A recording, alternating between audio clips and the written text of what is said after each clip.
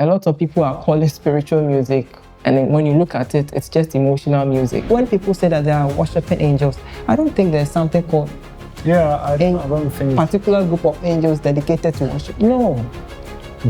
Everything has to worship. There are people that to some extent use music as a form of sexual transmutation. Really? Yeah, like they didn't marry. I think I've listened to, they didn't marry, they just gave themselves to music. So their sexual energy, they converted it to music. Oh, I get what you're saying. Yeah. God created the 7th day, but it wasn't really a day. It was a state of experience. Meaning that the only way man can perfect himself in creation is worship. Sure. And that is attributed with music. Love can be in truth, and love can also not be in truth.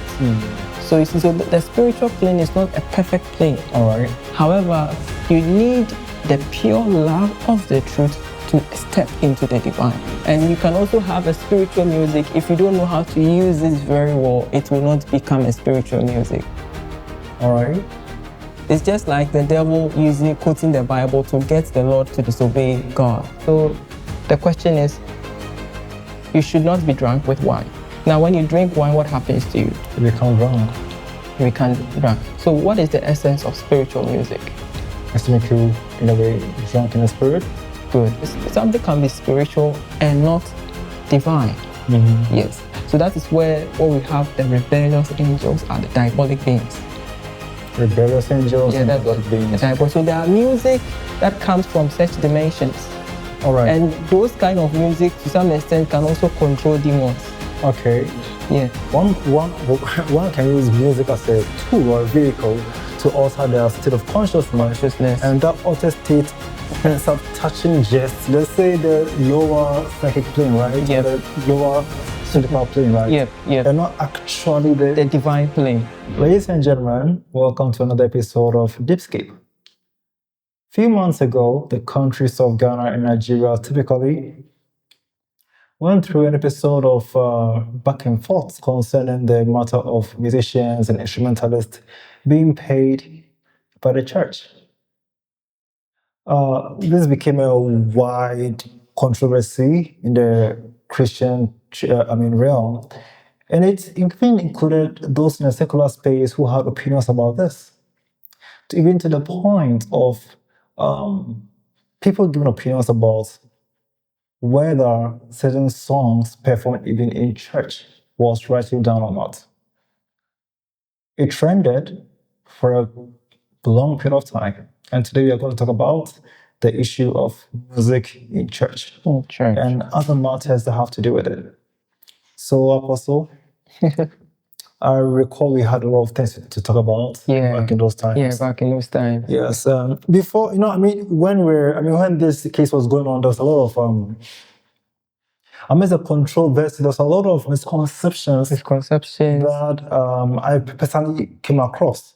Okay. Yes, and in order for some of these misconceptions not to pop up in the course of our discussion, can we clear them? All right. Let's deal with them first. Okay. Before we talk about the real stuff. Exactly. I would like you to share this video with somebody, let someone know about this. And I want us to, first of all, deal with certain definitions. All right. First of all, okay, so let's start from this. We'll say Christian music, right? Yeah. And what comes to mind when one says Christian music is music that has to do with maybe the Christian religion or Christian themes, whatever. But within Christian music, there are what we call gospel music. And worship music. All right. And what else? Okay, so we have other stuff like hymns and stuff. But let's define, first of all, the difference between gospel music and Christian music. Gospel music and worship music. Worship music, yeah. Okay. What will be your definition? I think there's also praise music or... so there is praise music. Yeah. Exactly. So what will be your definition for each of these? Well, for me, I don't get the whole concept of the gospel aspect, but worship music, I know basically is a slow paced kind of songs. And then the praise music is the fast one that we used to dance and all that. Basically, that's the descriptions we have for these types of music. For those of you who don't understand what he's saying, in Africa, when people sing songs to God, and these songs are energetic, vigorous, and fast-paced, they are considered praise music. They are called praise music. Yeah. But then when the song becomes slow-paced and it's worship music, soft, that's when people start crying. Exactly, and mostly it is emotional. Yeah. It's called worship music. Worship music. But what do you think about this? You think it doesn't really add up? No, I don't think it really adds up because when we talk about worship, worship is a kind of music that describes the beauty of God, and then the heart or the mind begins to contemplate those realities. So anytime we think about the beauty of God or the reality of God in worship, that is what probably we call worship music. But if we look at the broader scope of the word worship, everything done in music in a religious setting is a worship music. Whether you're praising, it's still worship music. So basically, I think they are rather separating the whole concept of adoration in music and then calling that praise, and then the part where adoration, thanksgiving, you know, the praise music are more of the thanksgiving, where you thank God for what he has done for you, and then where we deal with, quote unquote, what we would term as something spiritual music or worship is dealing with the aspect where you are thinking about God, like he's holy, he's this, dealing with his attributes, where you are thinking about God, not necessarily thanking him for something he has done for you. So in that context, they separate between those two kinds of music, and they call one praise music, and then the other one worship music. Yeah. So I don't think it's a bad thing. I think it's cool with that kind of description, but I don't think we should categorize music in that way, you know. Yeah. Exactly. For me, it hardly made sense to me when they were talking about fast-paced songs being praise music, because for me, what I understand by praise is simply something that talks about the excellence of a person. Or so even in this way of describing praise, I don't think what they are doing would be considered praise music. Actually, the worship would rather be called a praise music. Exactly. And so what also would you define as gospel music? Well, I think gospel music, if I look at it from a biblical way of looking at these things, I would say gospel music will simply be any music which talks about the work of Christ in the believer. Yep. So that would be the good news. Christ saves, Christ heals, Christ redeems, Christ, bring us to God. So it simply deals with gospel reality. So basically, I will call that gospel music, but I don't know if that is what they mean by that. Let me tell you what someone said in the United States of America, that gospel music, if you look at it very well, and worship music. Gospel music is music that is performed by people who are African Americans. The blacks. So you can see those in the likes of, say, Kirk Franklin, Ron Kenoly, Sister Winans. Their songs are mostly classified as gospel. Gospel music.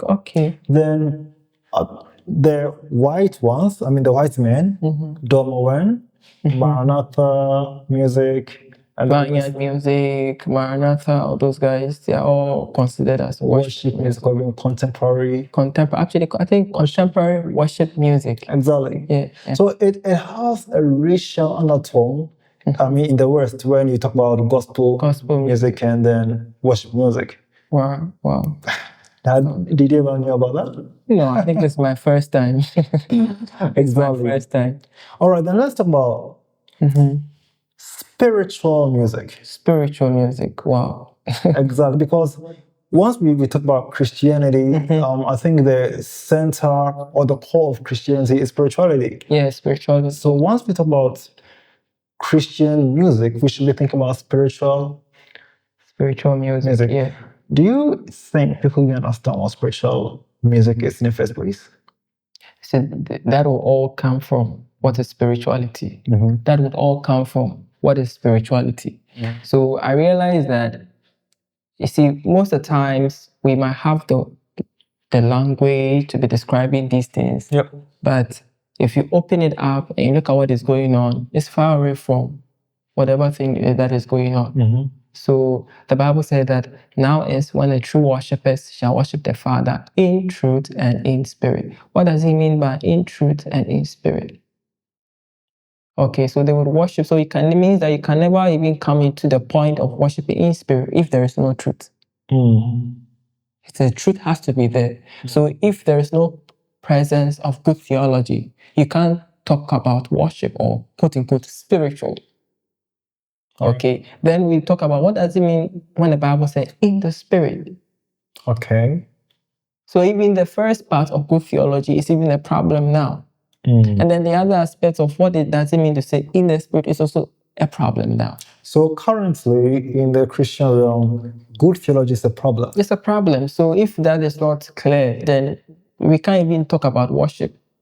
Because when you read what the Lord was talking about, worship should have the element of truth and spirit. So if you say you're worshiping God with any music, it has to have good theology. And then it should be able to get you into the spirit. So the question then becomes, what is the spirit? So before we even start looking at the spirit, truth has to be present. Truth has to be present. You can never talk about spirituality without truth. It's not possible. It's not possible. It's not possible. Yeah. So that's why most of the time spiritual music has been reduced to an emotional experience. Words people have, really brought up as a sentiment. Currently, people who criticize, and we are going to touch a lot of criticisms that have been made on Christian music in churches, especially, and even those who record Christian, or what do you say, gospel music. So here's my train of thought. Let's talk about. I didn't define what spiritual music is. Yeah, so we can still be lobbying around it. Yeah. I'm saying something else which. Don't worry, I can always cut it out. Just take your time and remember. Okay, so.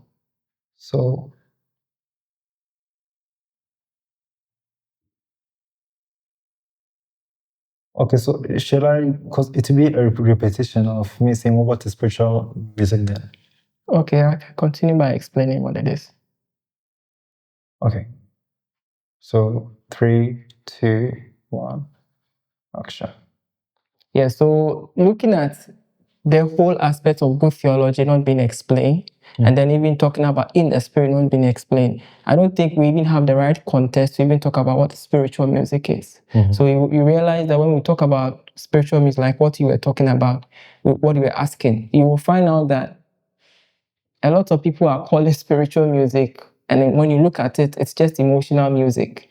So now let's go back into the scriptures. When Paul talks about spiritual music, what is the quality he attributes to it? He says that do not be drunk with wine, wherein excess, but ever be filled with the Spirit, speaking to yourselves in psalms, hymns, and then he talks about spiritual songs, making melody in your heart unto the Lord. So the question is, you should not be drunk with wine. Now, when you drink wine, what happens to you? You become drunk. You become drunk. So what is the essence of spiritual music? It's to make you, in a way, drunk in the spirit. Good. So the rabbis, when you study Jewish theology, we find out they have something called wine. The word wine means yayin. And then the word yayin actually brings in the idea of ayin, which means eyes. So when you drink wine, your eyes become shifted into another dimension and you start experiencing the realities of the spirit. So the essence of spiritual music is to bring in a prophetic experience. Say, if I have the gift of prophecy and I understand all mysteries, which means that spiritual music is supposed to initiate an altered state of consciousness where the mysteries of God is communicated, or God reveals himself to you. Altered state of consciousness. Yes, because basically when you drink wine, your consciousness becomes altered. It becomes altered, exactly. Yes, so this altering of consciousness is not being altered because necessarily the soul become ecstatic within the idea of just ecstasy. No, it is ecstasy into truth, being caught up into truth. So basically, it is an experience of love that brings the mind to contemplate the deep realities of God. Mm-hmm. That is what spiritual music is. So spiritual music is supposed to recollect the soul into the contemplation of the deep mysteries of God. And that recollection of the soul is love. So spiritual music then deals with bringing in the soul to be recollected in love, where it can contemplate the higher mysteries of the spirit. And that is what we call spiritual music. So, however, you find out that when the soul is recollected in love and is contemplating the deep mysteries of the spirit, at that point in time, that soul is joining with the soul of the divine. All right. Good. So spiritual music also has context within other traditions. Mm-hmm. So you find out that anytime people use spiritual music, the face value core thing we find is that there's always a connecting with that very deity with which that music is connected with. So for example, you come to Africa where people have quote unquote a spiritual music and then they are connecting with the deity.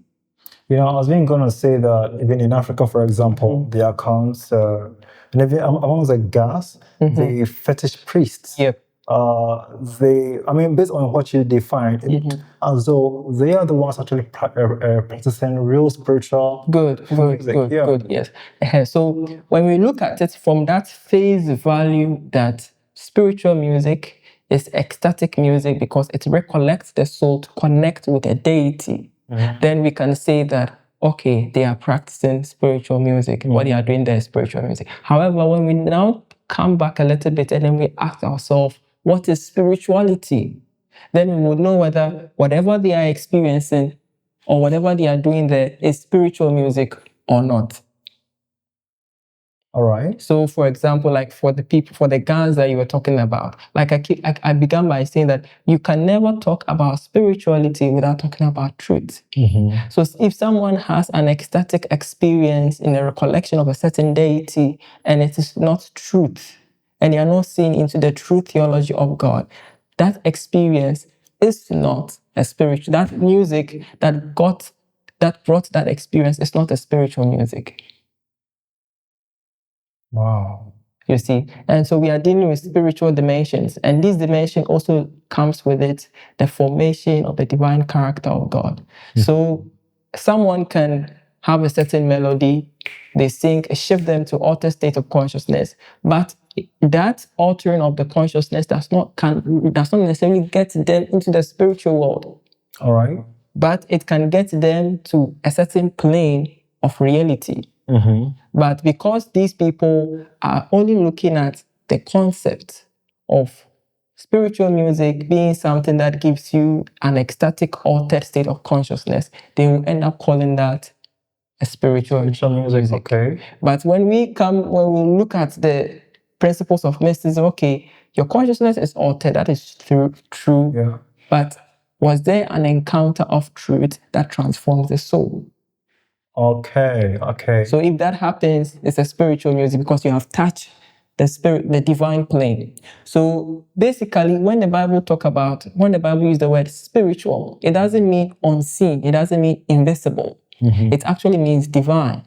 All right. So in that case, you can have an ecstatic, invisible link or experience through music, but not a divine one. All right. Good. So long as it doesn't result in transformation. Transformation in becoming more like the divine. Okay. It is not a spiritual music. And you can also have a spiritual music. If you don't know how to use this very well, it will not become a spiritual music. All right. It's just like the devil quoting the Bible to get the Lord to disobey God. Oh, I see. So the question is the Bible a divine book? Yes, it's a divine book. It's a divine book. But however it is used, God, wrongly. Yes. Well, yes. I mean, this short stuff you said, I mean, it's packed up with so many things. Yeah. I'm beginning to think right now about the stuff you mentioned concerning the planes of existence.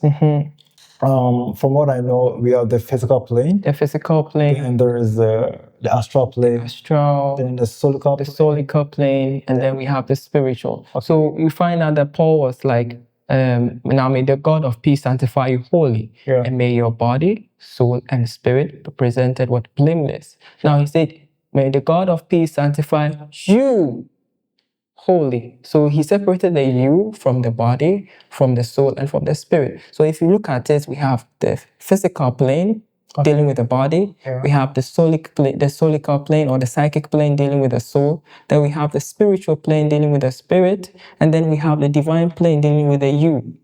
The real you. The real you. So that's what the Lord, when he revealed himself to God, when God revealed himself to Moses, this was it. He said that I am.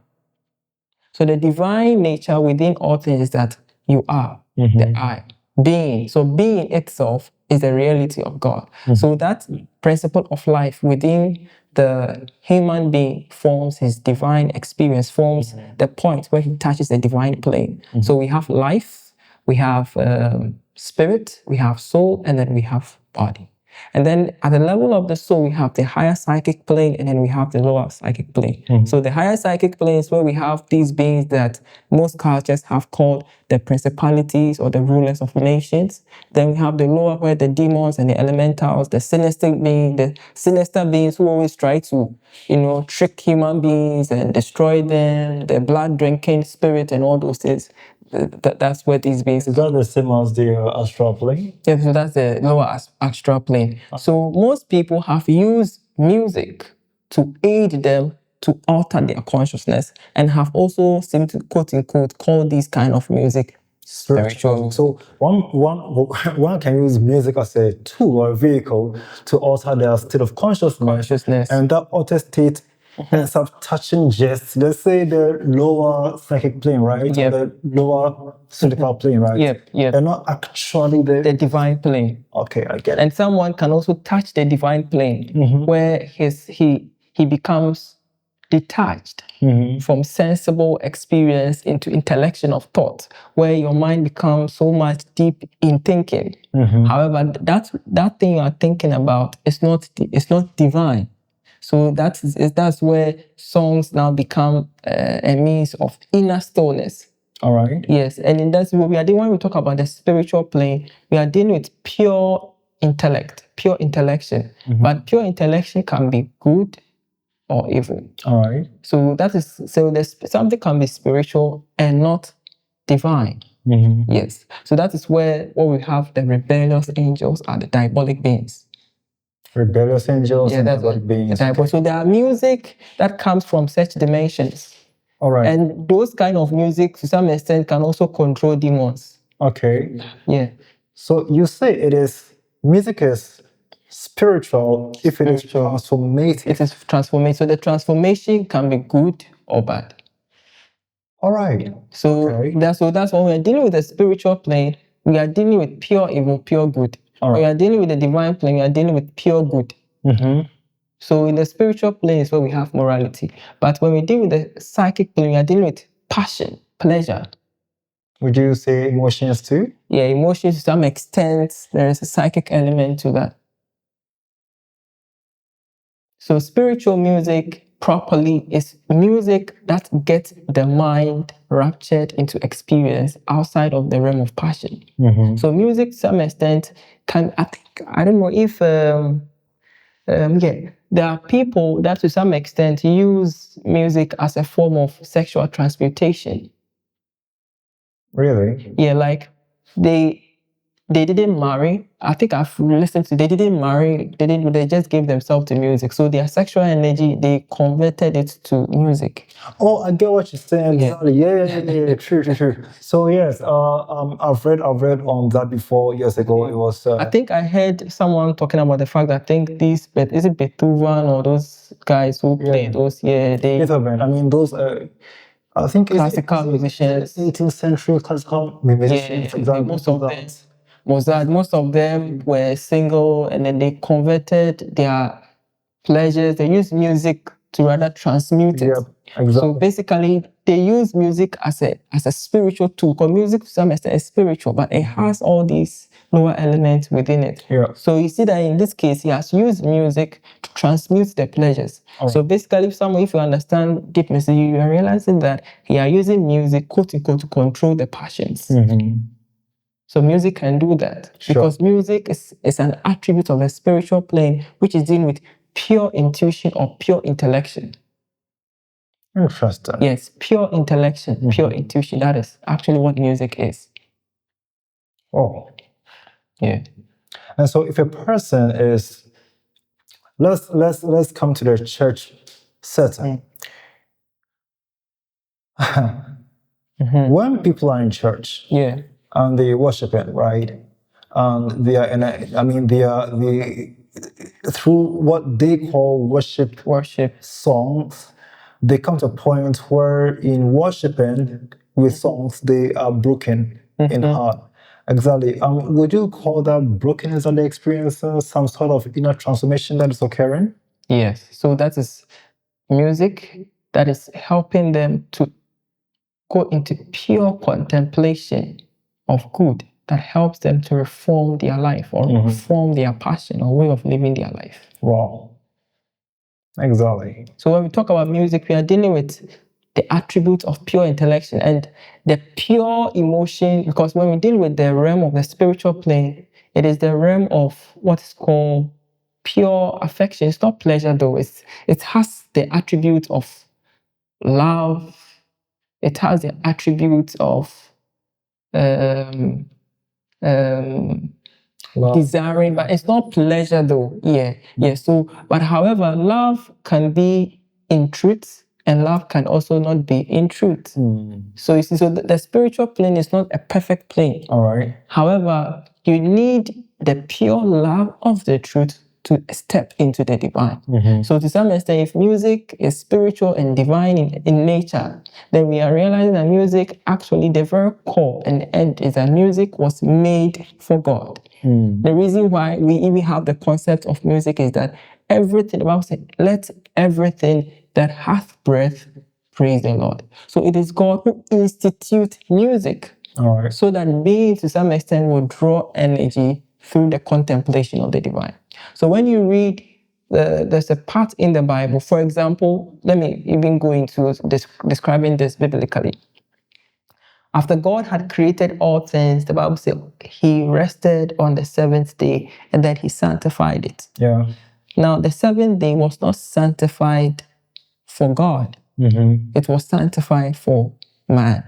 So the Lord Jesus Christ said that the seventh day was made for man. Sure. But the seventh day was not only made for man, only for man. It was made for man so that man, as a priest of creation, will bring all of creation into the Sabbath of God. All right. So meaning that God instituted worship for creation. And why is that? The thing is, without worship, man cannot become perfect.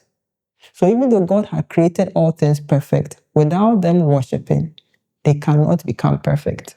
So worship is more like something that you need to do to become perfect. It's a perfecting energy. All right. Yes. However, there are certain beings that are corrupting that principle in the lower dimensions.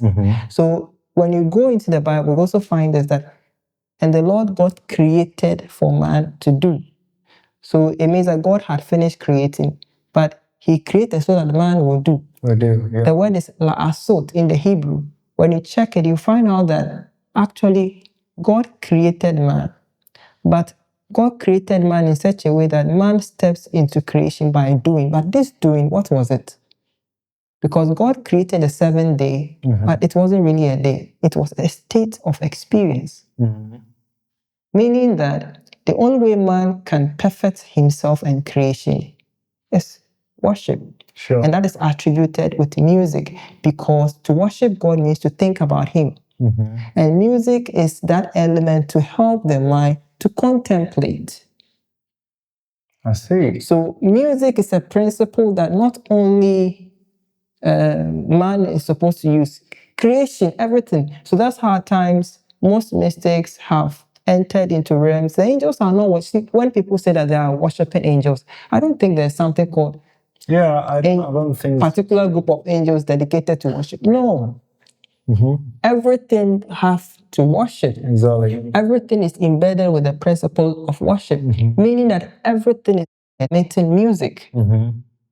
And most mystics call something, they call it the music of the spheres. Because in deep meditation, you find out that the tree is singing, the rocks is singing. Some people, their spirit is even singing, they don't even realize it. So to some extent, music, so why are they sing? Why don't they do anything else but sing? Because the music helps the spirit to contemplate on the divine. Sure. Why? So that they will be perfected. Exactly. Yeah, so music is instituted within the human person, within creation, to help the mind contemplate the divine in love. Now, there are beings who want to take that for themselves. So we find demons who now want to take that for themselves. So they can use music to lock people to worship their own desires. To lock people to. So that's where all these categorizations of music have come in.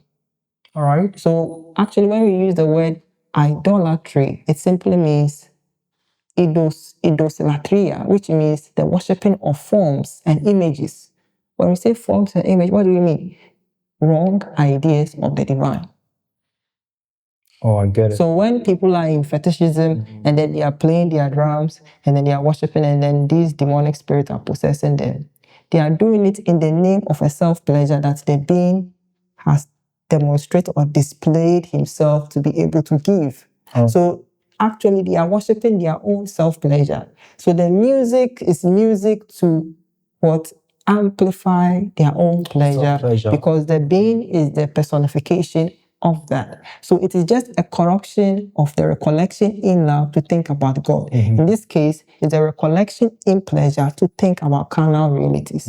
So you find that the Israelites, when Moses went up to go and worship, the Bible says that, and they came together, they rose to play. The word rose to play means they were playing music and then they were wallowing in their sin. So they use music to actually engage their own pleasure or fix their mind on their own pleasure. You see? So when we talk about spiritual music, this is the direction we are coming from.